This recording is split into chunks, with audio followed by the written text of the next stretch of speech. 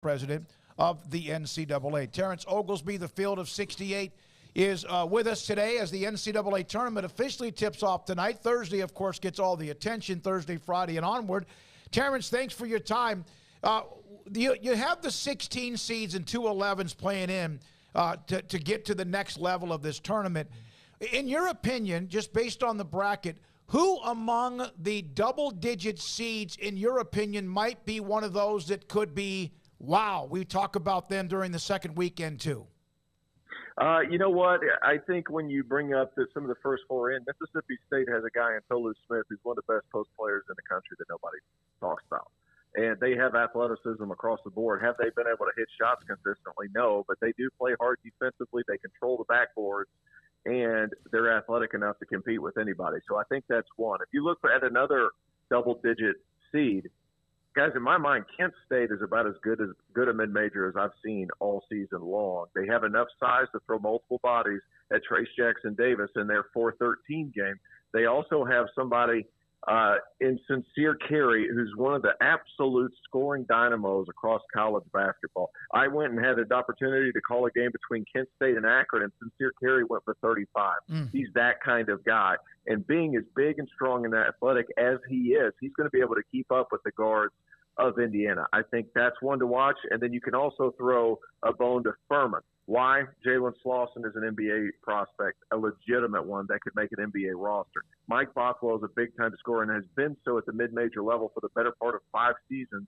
And they have a young man in J.P. Pegues, who's a sophomore, who was most outstanding player of the SoCon tournament. They have athleticism, they have scoring, and they have decision-making in the front court with Slauson against the defense in Virginia that you have to make decisions and make good passes to shooters. Furman, when they get hot, can knock down threes, and they have the decision-making with Jalen Slauson to be able to find those threes within their offense.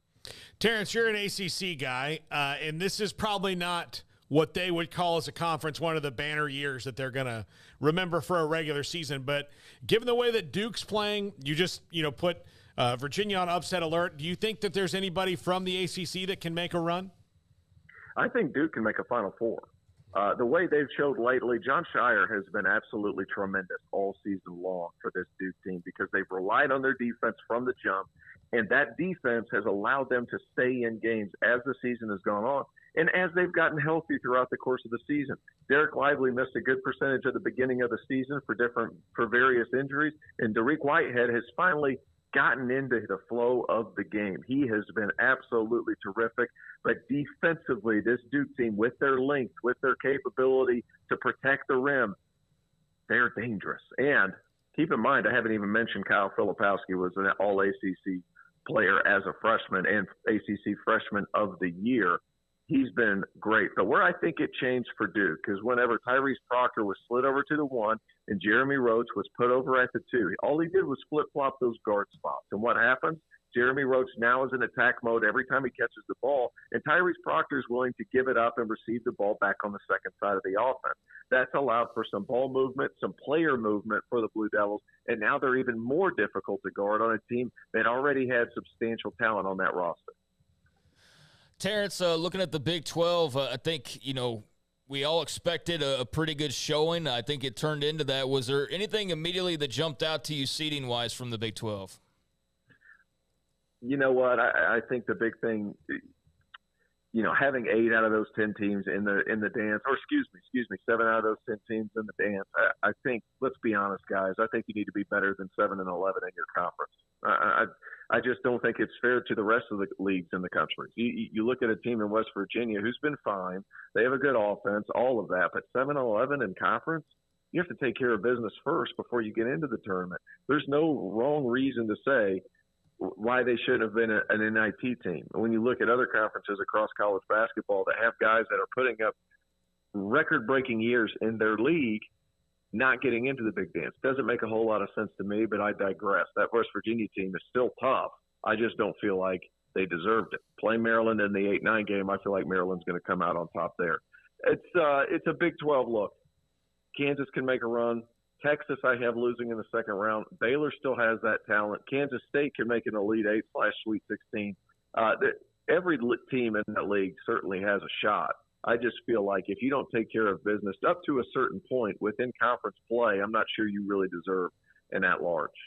Baylor's offense can be dynamic, but again, you live by the three. You could also die by it. Tournaments sometimes are how good your guards are, but Terrence, their defense has been awful. They had the run of 10 of 11 after 0-3 in the conference.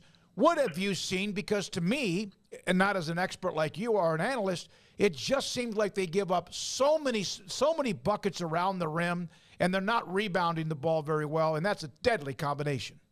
Now, you said the team at the beginning, and I turned around and coughed. What team are we talking about? I caught the rest of it.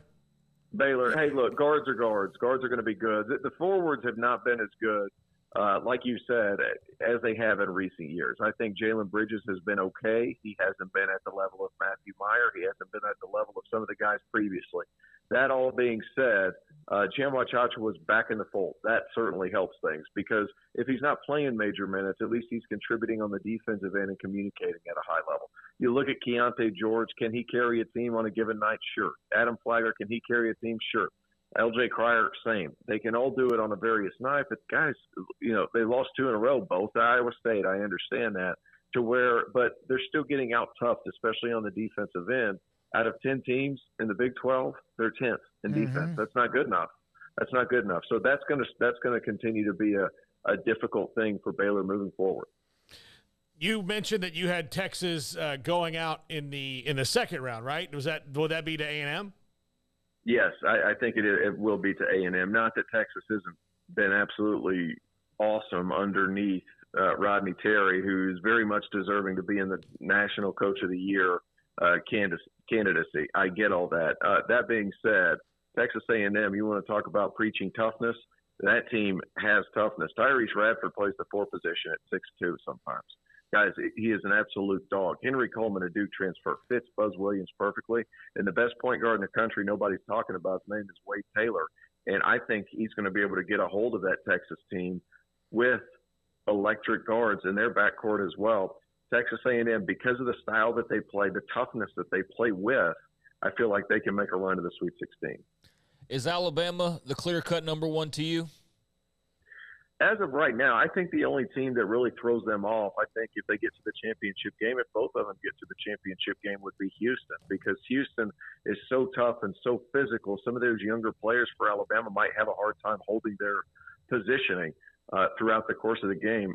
Alabama with Brandon Miller, it helps whenever you're going to have the most talented player on the floor, no matter what team you play on a given night. He is that special. And in my mind, guys, he's not the first pick in the draft, but he's certainly in that 2, 3, 4 conversation. He has that level of talent and athleticism. But Alabama, as far as defense is concerned, this hasn't really been a reoccurring thing with them ever since Nate Oates. They had 1 year where they were really good defensively. After that, it's been a little bit up and down. They have the number 3 ranked defense in college basketball.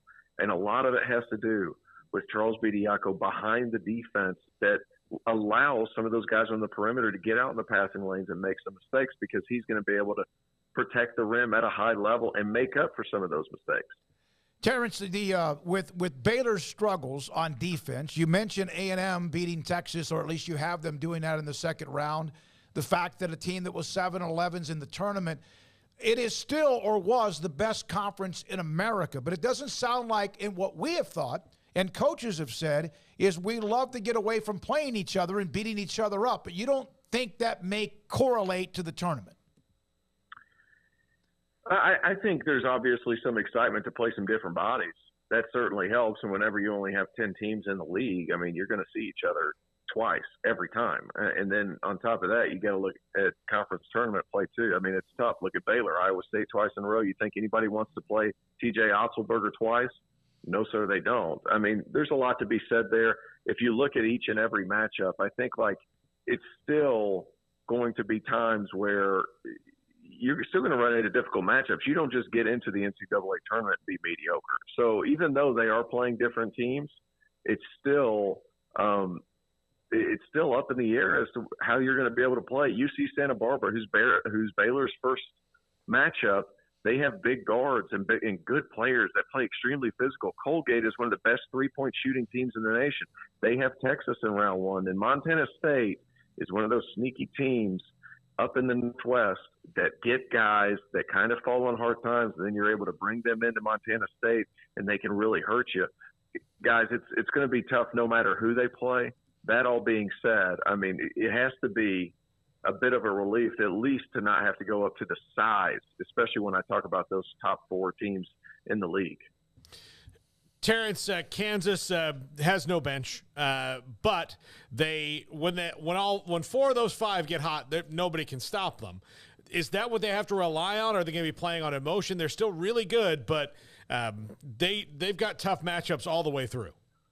They certainly do. I wouldn't say they have the most difficult match, number 1 seed to the Final Four. I think that belongs to Purdue. But Kansas, really it comes down to DeJuan, their point guard. I mean, he's one of those guys that if he's able to score just a little bit, he changes the game and how teams have to defend this Kansas team, because all of a sudden now the court's spread out. Outside of that, you look at they have a lot of good scoring options and guys that can carry you on a given night. Jalen Wilson's as good as advertised. I think they'll be fine. Defensively, they're still Kansas defensively. It just worries me. Is Bill Self going to be there the whole time, and is he going to be at full strength? Because Norm has done a great job. Norm Roberts has done a great job stepping in and filling the role. However, it's still not the same as having your head coach there. I'm not going to say it's quite the substitute teacher situation for them, because Norm had them at the beginning of the year, but it's certainly different than having the head man in charge there. I guess staying in the Sunflower State, Terrence, and touring around the Big 12 here, Jerome Tang, we obviously got to see quite a bit of him here in Waco the last few years. Has got his Wildcats in the tournament for the first time, or first time in his tenure here. How do you feel about Tang and K-State entering this tournament? I think they have a point guard who's one of the best in the country, in Marquise Noel. I think they have an absolute bucket in Keontae Johnson, who, by the way, I can't get over how good a story that is of him being able to come back, be part of a rotation. Guys, and be honest, he put away a massive insurance policy in order to keep playing. I think it's going to pay dividends. I think he's going to get an NBA contract. I think that is actually going to happen, and I hope it does for his sake. And then, guys, you can throw different bodies in there. That's the thing about Kansas State. It's not just those 2. Naquan Tomlin has been every bit as good as what people thought his potential could be. He still makes some boneheaded mistakes, sure, but they have guys, another guy like Desi Sills, who's had monster games at the 2 position. Cam Carter, big body, he can create some things. There's a lot of bodies on that team. I think Jerome Tang, the fact that he only had 2 scholarship players coming back in the fold, after last season, he was able to put all these guys together and get them to completely buy into what they're doing on top of that. Makes it special. All right, so Terrence, who are your Final Four teams? I'm looking at Bama, Houston. I talked about both of those guys earlier. Right. I think Houston ends up winning it. And then I have Duke and UCLA. I know UCLA has Jalen Clark injured, but I still think that Tiger Campbell is one of the best pure point guards in college basketball, and Jaime Jaquez is a bucket at the end of the clock, at the end of halves, and at the end of the game that they need, and you're going to need in the NCAA tournament when games are close. You have to have somebody that can create a shot for themselves. I think he's that guy, and I think their freshmen are starting to find their form. Amari Bailey was the number 3 recruit in high school basketball last season. He's starting to find his comfort zone. Adeem Bona is Amari Stoudemire 2.0. If he's back from injury, which I think he is, I think they're going to be okay. Terrence, thanks for your time. Terrence Oglesby, Field of 68 Hoops analyst with Jeff Goodman, John Fanta, Rob Douster. Rob will join us tomorrow